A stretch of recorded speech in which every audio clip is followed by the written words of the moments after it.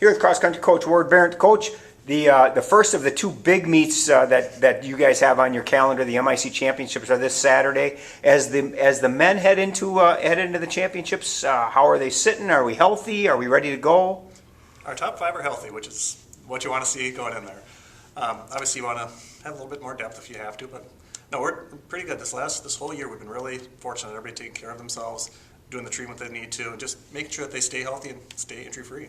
And heading into the conference championships, you know, if we start looking at names, I mean, the one that pops out all the time is Jovan Newsom. He's had a really solid year, kind of building up to the conference championships, in that each meet that he's run in, he's continued to lower that time, and I'm sure that you and he and everybody on the team are expecting the same thing to continue on Saturday. Yeah, well, even all of our top five guys have been ahead this year of where they were past year. So for us, that's really exciting. So it's not just Jovan being 15, 20 seconds ahead.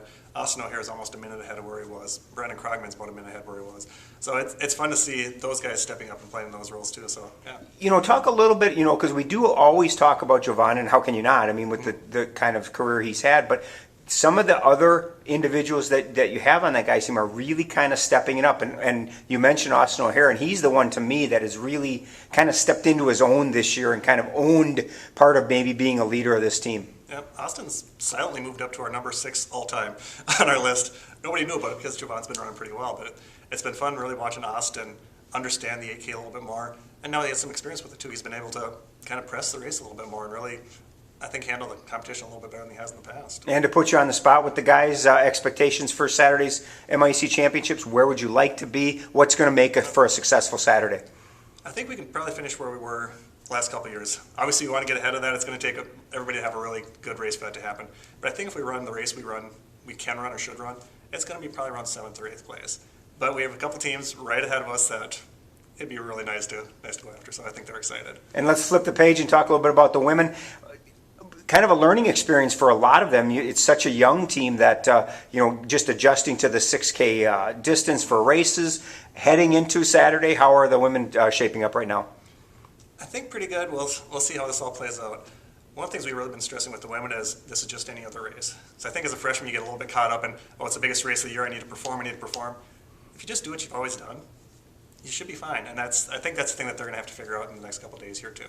And speaking individually, a couple of freshmen, Erica Thiel and Heidi Liederman, have really been kind of the rabbits, so to speak, on the team in terms of people finishing first and second.